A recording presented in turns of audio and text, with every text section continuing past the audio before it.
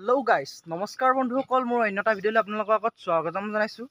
বহুত দিন হ'ল ভিডিঅ' নিদিয়া, তাৰ বাবে এটা ভিডিঅ' প্ৰস্তুত কৰিছোঁ সৰুকৈ। যিহেতু ভিডিঅ' নিদিয়া আজি বহুত দিনেই হ'ল, সেইবাবে মোৰ গাহৰি কিনো আছে, কি জাতৰ আছে, কিমাননো গাহৰি আছে, চাই থাকক আপোনালোকে।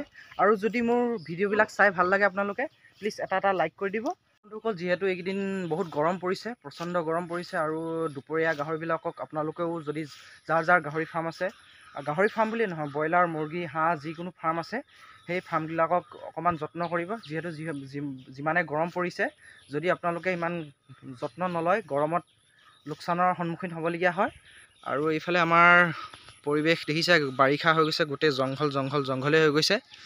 আৰু এইটো গঁৰাল খালীকৈ থোৱা হৈছে। এইটো গঁৰালত মানে পোৱালি যোনে চাবলৈ আহে, পোৱালি চেল কৰোঁ, যোনে পোৱালি চাবলৈ আহে, সেইসকলক পোৱালি ইয়াত দেখুওৱা হয়। আৰু যদি গাঁৱৰ ওচৰে পাঁজৰে কোনোবা বিশ্বাসী মানে সদায় দেখি থকা মাইকী গাহৰি ক্ৰছ লোৱাবৰ বাবে আহিলে ইয়াত ক্ৰছ লোৱা হয়। সেই তেনেকৈয়ে মই ফাৰ্মখন চলাই গৈ আছোঁ। আৰু বিশেষকৈ বন্ধুসকল, মই ঘনাই ভিডিঅ' যিহেতু নিদিওঁ, এইবাবেই নিদিওঁ মানে বিনা কণ্টেণ্টত মই ভিডিঅ' দি ভাল নালাগে। আৰু আজি ভিডিঅ'টো মোৰ ফাৰ্ম দেখুওৱা লগতে এটা সৰু কণ্টেণ্টো আছে। গাহৰি এজনী গাভিনী হ'লে, ক্ৰছ দিছে, গাভিনী হ'লে 21 দিনৰ পাছত গাভিনী হৈছে বুলি চবেই জানে। কিন্তু আৰু এটা বুদ্ধি আছে আপুনি গাভিনী হ'ল নে নাই হোৱা চোৱাৰ। সেই বুদ্ধিটোৰ কাৰণে আপোনালোকক যদি ভিডিঅ'টো চাবলৈ হয় শেষলৈকে চাব, মই শেষত ভিডিঅ'টো দেখাম। আৰু মোৰ গাহৰি ফাৰ্মখন এইখন। পোনপ্ৰথমে এইকেইটা মোৰ পুৰণা গঁৰালকেইটা, আৰু এই পদ্ধতিত গঁৰাল বনাই মোৰ এই গঁৰালকেইটা হ'ল 2.5 বছৰ ওপৰত হ'ল, একোৱেই হোৱা নাই। এজনী বয়স 3 মাহ হওঁ হৈছে। এজনী ঘৰৰ বাবে ৰাখিছোঁ মাইকী পোৱালি। এজনী এতিয়া দুপৰীয়া টাইমত মানে তাই সৰু পোৱালি যে ভোক লাগে, সেইকাৰণে দুপৰীয়া টাইমত তাই খুব উৎপাত কৰে। সেইকাৰণে দুপৰীয়া এনেই মই দানা নিদিওঁ, মই 2 টাইমেই দিওঁ। আগবেলা 9টা বজাত দিওঁ আৰু পাছবেলা 4টা বজাত দিওঁ। আৰু এই কেনেকৈ হেৰি কৰি আছোঁ। আৰু কেনেকুৱা হ'ব জনাবচোন বন্ধুসকল। আৰু এইবাৰ মানে এই পোৱালি এই গাভিনী হৈ আছে। এই নাই কমেও 1 মাহ 10 দিনমান হৈ আছে গাভিনী।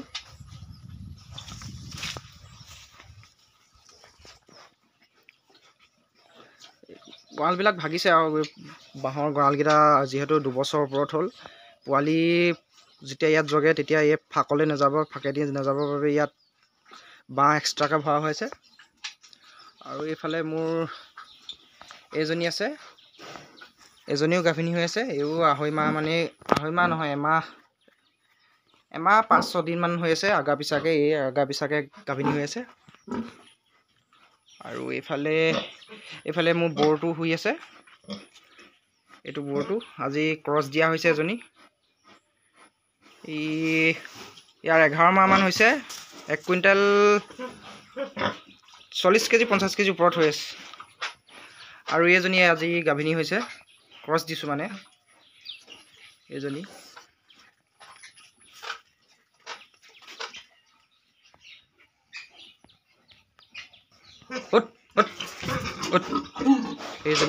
এইজনী হিটত আহি আছিলে, এতিয়াও আহি আছে। কালি লগাইছোঁ আৰু আজি লগাইছোঁ। আৰু বন্ধুসকল, গাভিনী হ'ল বুলি আপুনি কেনেকৈ জানিব? জনাসকলেতো জানেই, নজনাসকলৰ বাবে এইটো মই ভিডিঅ' প্ৰস্তুত কৰিছোঁ। মানে গাহৰি এজনীয়ে ক্ৰছ লওঁতে মানে বৰফৰ নিচিনা টুকুৰা পৰে। সেইবিলাক দেখিছে। অলপ আগত এইডোখৰতে আছিলে, মই সেইকাৰণে ভিডিঅ'টো বনাবলৈ লৈছিলোঁ। তাই খাই পেলাই মানে পৰিলে।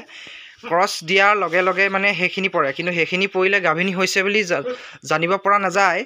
মানে ক্ৰছটো ছাকচেছফুল হৈছে বুলি ধৰিব পাৰি, কিন্তু গাভিনী হ'ল নাই আপুনি জানিব হ'লে যেতিয়া আপুনি পিছত এদিন ৰাখি দিব, 1 বা 2 দিন তেনেকুৱাৰ পিছত, বা সেইদিনাই পাছবেলালৈ যদি বৰফৰ টুকুৰা নিচিনাকৈ বগাকৈ এনেকুৱাত পৰি আছিলে, সেই তেনেকুৱাবিলাক পৰি থাকিলে আপুনি জানিব পাৰিব যে গাহৰিজনী গাভিনী হৈ গ'ল। আপুনি 21 দিনৰ বাবে ৱেইট কৰিব নালাগে। আৰু 21 দিনৰ পিছততো আপোনাৰ এনেও ৰিজাল্টটো আহিয়ে পাব যে হিটত নাহিলে গাভিনী হ'ল বুলি। কিন্তু সেইটো হয়, মই এতিয়া দেখাব পৰা হ'লে ভাল আছিলে। ইয়াতে পৰি আছিলে, মই সেইটো কাৰণে ভিডিঅ'টো প্ৰস্তুত কৰিবলৈ লৈছিলোঁ। কিন্তু মই ভিডিঅ'খিনি বনাই থাকোঁতেই এই এডোখৰত খাই পেলালে। এইডোখৰত আছিলে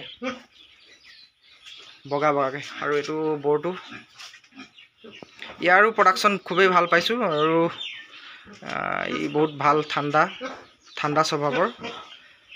এনেই সৰু ঠেক গঁৰালটোতে ইয়াক ৰাখি থ'বলগীয়া হৈছে। বিশেষকৈ মোৰ গঁৰালৰ অভাৱ হয় বাবে গাহৰি বহোৱা নাই। আৰু যিহেতু এতিয়া বাৰিষাৰ ছিজন, প্ৰায়বিলাক ফাৰ্মতে মই খবৰ পাইছোঁ যে গাহৰিৰ দেহত স্কিনৰ প্ৰব্লেম পোৱা গৈছে। মানে সেই বসন্তৰ নিচিনা, বসন্ত বুলি কয় মানুহে। সেইটোক আপোনালোকে কেনেকৈ ভাল কৰিব, তাৰ ভিতৰত যদি ভিডিঅ' লাগে মোক কমেণ্ট কৰিব, মই তেতিয়াহে ভিডিঅ'টো দিম। ইভাগে জনাসকলেতো জানেই, মোৰ মানে সেইখিনি প্ৰব্লেম মই ফেচ কৰিছিলোঁ। মোৰ এই লাষ্ট 3 নম্বৰ গাহৰিজনীয়ে যেতিয়া পোৱালি দিছিলে, সেই পোৱালিখিনি চেল কৰিবলৈ আৰু 2-3 দিন বাকী আছিলে। সেই তেনেকুৱাতে মই সেই প্ৰব্লেমটো ফেচ কৰিছিলোঁ আৰু পোৱালিখিনি মই নাই কমেও 50-55 দিনমান ৰাখি দিবলগীয়া হ'ল। আৰু মই কি দৰৱ খুৱাই কেনেকৈ কি মই কৰি সম্পূৰ্ণ এটা দৰৱতে ভাল হোৱা নাই, আৰু বহুতকেইটা মই কাম কৰিলোঁ।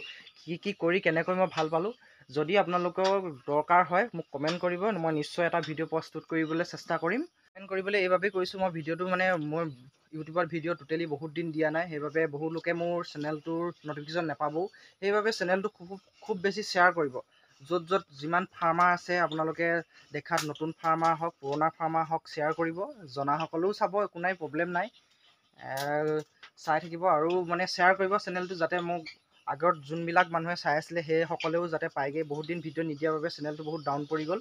সেইবাবে মই ভিডিঅ'টো যদিহে কমেণ্ট কৰে আপোনালোকে যে লাগে, হয়, সেই আমিও ফেচ কৰিছোঁ যে এতিয়া গাহৰি পোৱালি দেহত বা ডাঙৰ গাহৰি দেহত বসন্তৰ নিচিনা গুটি পোৱা যায় এই বাৰিষা ছিজনত। সেই যদিহে দৰকাৰ হয় আপোনালোকে কমেণ্ট কৰিব। আৰু মই যিটো দৰৱ খুৱাই পালোঁ, কোনো ইনজেকশ্যন নহয়, এটা সৰু পিল আছে, আৰু পিলৰ লগত আৰু কিছুমান কাম কৰিছিলোঁ। সেইটো কৰি দিলে মানে আপুনি এসপ্তাহৰ ভিতৰত সম্পূৰ্ণ ভাল হৈ যায় পোৱালি। তো আজি ভিডিঅ'টো ইমানখিনিয়ে আছিলে। যদি ভাল লাগিলে মোৰ চেনেলটো ছাবস্ক্ৰাইব কৰিব আৰু প্লিজ শ্বেয়াৰ কৰিব। Bye bye.